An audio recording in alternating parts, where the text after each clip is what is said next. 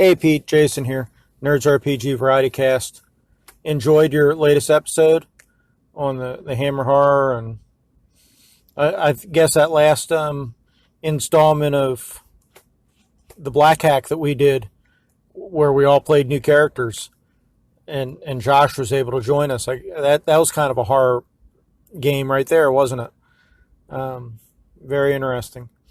But yeah, the series of articles you wrote, I have to try to find those. Definitely sounds interesting, and it's kind of a weird synchronicity. Spencer over on Keep Off the Borderland tonight, his episode also talks about, instead of doing sanity loss in characters, inducing a feeling of unease in the players themselves. So both of you kind of discussed that. He did it talking about Best Left Buried, but both of you talked about the Hammer Horror Project. So it's interesting that you both keyed in on that and both discussed that, make the players uneasy, and talk about this Hammer Horror series that Barney is, really inspired everybody with. So I think it'll probably be next year when that kicks off. We'll see. I don't know. But I am definitely looking forward to it. I know a number of us are. And it shows how many of us really love those movies, having either grown up with them or caught them later in life, and just really enjoyed those movies and how we want, we connect through that and want to recreate those feelings. Like you say, it's catching the pastiche of the movies, right? It's catching that feeling. It's not, like you say, not scene by scene recreations, but kind of getting in that world ourselves, so that's going to be fun. So I'll talk to you later, Pete. Looking forward to our games this weekend. That was Jason from the Nerds RPG Variety Cast. Thanks for that, Colin, Jason. Yeah, it was funny how myself and Spencer both had the similar sorts of ideas in a short space of time. You definitely can affect your players. I remember running one game and keeping it creepy and throwing a few things in. And the following week, one of the players came back to me and said, "Do you know what?" He said, "That night, I dreamt about what you'd been describing to me, and it was so real." He said, "I woke up in a cold sweat." Bingo. That is it. It worked. So, yeah, you can do it. You've just got to be a bit creative.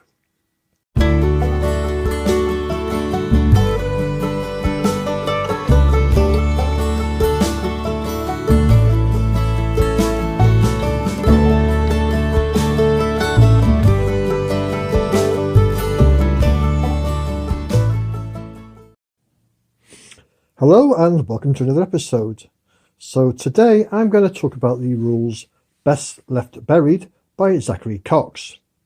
Now, a couple of nights ago, Jason from the Nerds RPG Variety Cast ran an online game using the Best Left Buried. There was myself, Arfed, Shandy Andy, Josh, Beckelheim and Ian E involved in the game. And I wanted to give my thoughts about the rules of Best Left Buried and how we got on. So Best Left Buried is, I suppose you call, an old school indie game. It's taken some of the characteristics from the old school games and put a new twist on them. If you want to hear a good interview with Zachary Cox about the rules and his philosophies, then listen to the Smart Party. They did an interview with him. So let's talk about character creation first. So character creation is very, very simple. Each character has 3 stats: brawn, wit, and will. And basically, you put +2 into one of those stats, +1 into the second of the stat, and +0 in the final one. You have 2 of the stats, vigor and grip. And vigor is essentially your hit points, and your vigor is equal to 6 plus your brawn. And your grip is equal to 4 plus your will. And then the character chooses an archetype. And there's about 8 or 9 archetypes: a believer, cutthroat, kabbalist, dastards, free blade, protagonist, outcast, and scholar. And there's a normal person one as well, everyman, that's the other one. And when you pick one of those archetypes, each one comes with 3 or 4 skills, which help you in some way or other. And each of those characters is different. Your equipment, you start off with 2 weapons and 3 pieces of equipment from a list, or you can roll them randomly. And every PC starts with 50 foot of rope, 3 torches, a backpack, a bedroll, a week's worth of rations, and basic armor.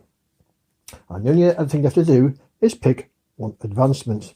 And there's an advancement list which is several different like special abilities, and you pick one of those advancements, and that is how you get experience to the game. When you get experience, you get another advancement, and it can be as simple as adding a point to one of your stats or giving you advantage or disadvantage. So that's character creation, nice and simple. Then we go to playing the game. So the game is basically a rolling 2d6 and making a stat check. So you roll 2d6 and add either your brawn, wit or will, and you're trying to roll a 9 or more. If you get a 9 or more, you succeed. Advantage and disadvantage are renamed as the upper hand and against all odds. And as in other systems, if you have the upper hand, you roll 3d6, discard the lowest dice, and if you're against the odds, you roll 3d6 and discard the highest dice. And the number of upper hands and against the odds sort of cancel each other out, so that if you've got one of each, then they would cancel each other out. So that's for stat checks. Basically, you're trying to hit a 9. Combat is very similar, but instead of rolling 2d6, you always roll 3d6. What you do is you roll a 3d6 and you pick 2 of those dice, and you're trying to exceed the target number. And that is the armor of the monster, or when monsters are trying to attack you, is your target number. And for some strange reason, the target number against characters is 8 plus the armor. I'm presuming the 8 plus the armor is because each person comes with basic armor, which gives you a +1. But why this doesn't say 9, I don't know. So you roll your 3d6 and you pick 2 of those to try and beat target number, which is the armor. The third dice that is left is the damage that you cause. And so it's obviously a d6 damage. Now, weapons in the whole just do a d6 damage, but some of them have a +1 or a -1 modifier to damage and a plus or -1 to initiative.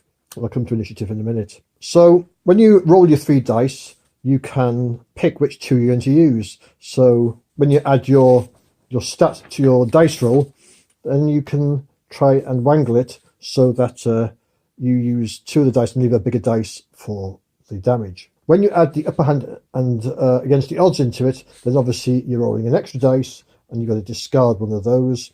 And I'll come on to the dice mechanic in a bit. So in combat, like other systems, it uses zones for ranges. You have the same zone, adjacent zones, and up to 5 zones away, which is long range. Initiative is a D3 and added to your wit, and that's the order you go in.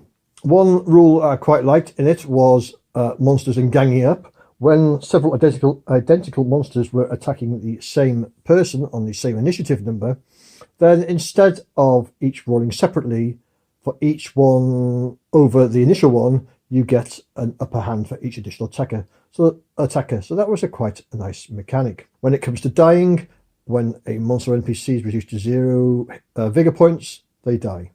For characters reduced to 0, they flip a coin, tails they die, heads they become unconscious. A couple of other things that you could get from combat as well. If the opponent ever rolls a natural 6, then you can take an injury.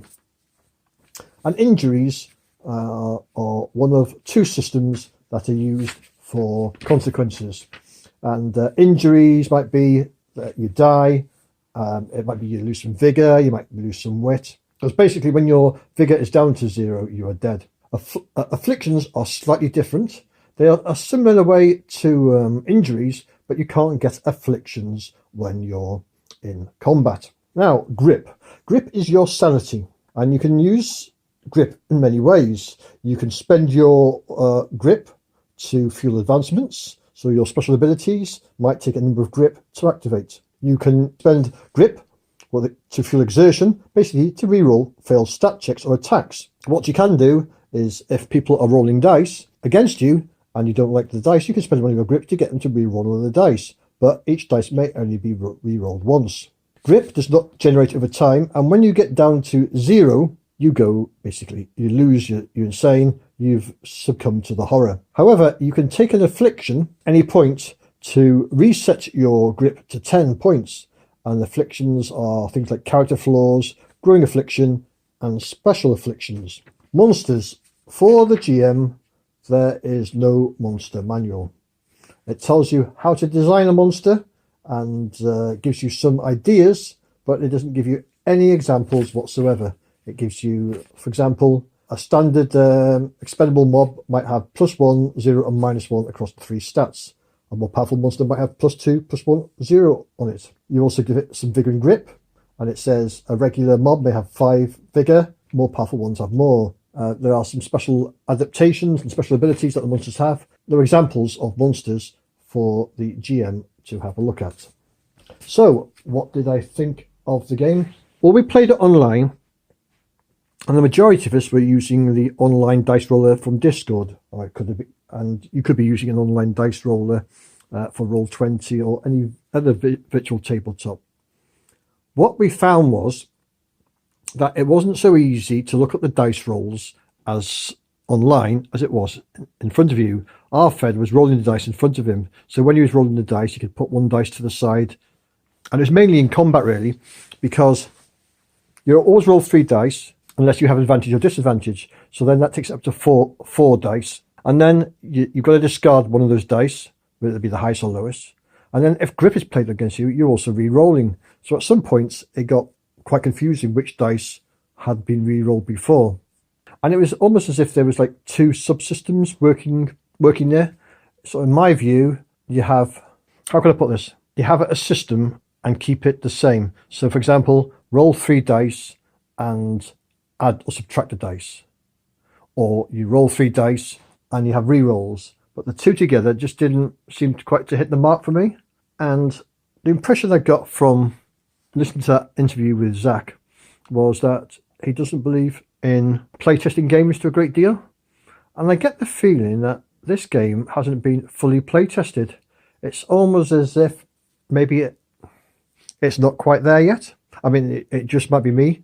I know I've spoken to Jason about it, and Jason wants to run it again to give it another shot. And I don't think it was the scenario at all. The scenario was absolutely fine.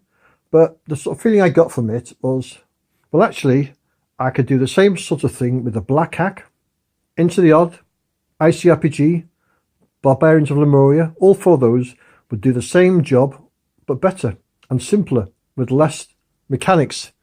I don't know whether it's because the mechanics were a little bit alien to us, of rolling 3 dice and using 2 for the 2 for the attack and 1 for the damage. But then I've played dice pool games before, and if I think of the Ubiquity dice system, that whole 1 dice system does everything in 1 dice. It adds and subtracts dice, and that's all it does. So that's 1 mechanic.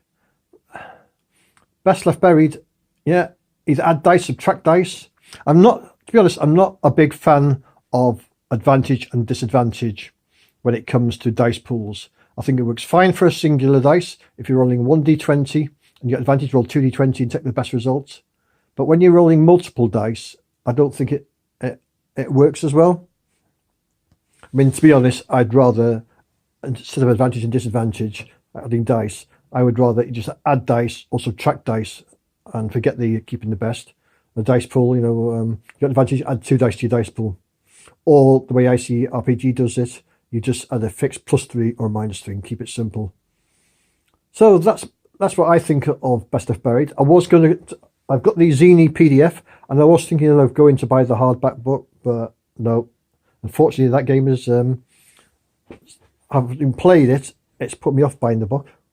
Certainly, I'd give it another try. If somebody else ran it, I've got no great inkling to run it myself. I'll be interested to hear what the other players thought of Best Left Buried. Am I barking up the wrong tree? I don't know. Maybe I am. So, mate, that's my thoughts on Best Left Buried. That's it for this episode, so I'll catch you on the flip side.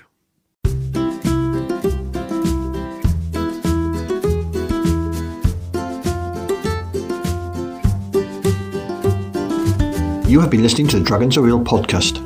My name is Pete Jones. You can find more information at my website at petejones.neocities.org or at my blog at dragonsarealpodcast.tumblr.com. The opening music was Fireflies and Stardust by Kevin MacLeod. The closing music, also by Kevin MacLeod, was Fretless